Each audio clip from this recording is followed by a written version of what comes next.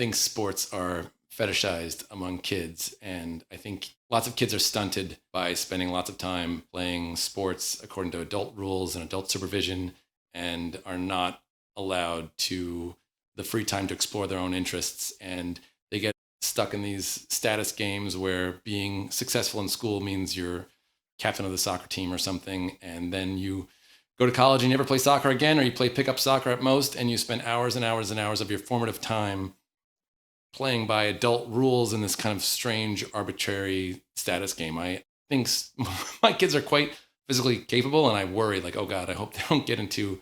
I was into sports when I was a kid too. I love baseball. I cherish it, but I want them to play these things only because they enjoy them, and again, their own interest. And I don't want them to get caught up in status games. Why is sports automatically about status games? What do you mean by that? It's not automatically, but in school, there's a certain idea that, it's valuable if you can, score a lot of points on the basketball court and you're getting a lot of adult approval.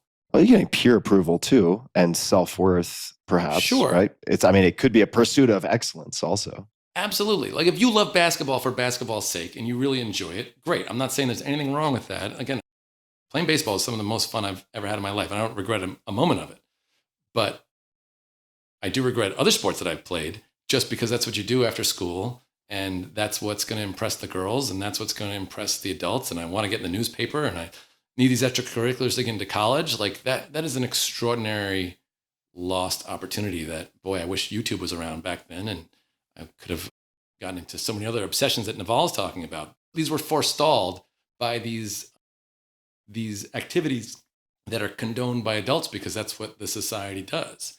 Not to say the activities are bad, but they are bad if a kid does something that they're not passionate about, which is just eating up their time.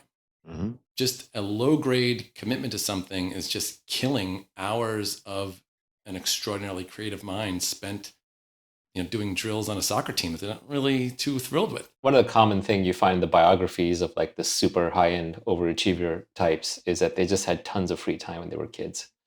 Like Newton used to famously sit by the side of the creek and like whittle on wood and make little water wheels, right? Or Osho would just sit by the river for like 9 years. His grandma would just let him wander off by himself, Yeah.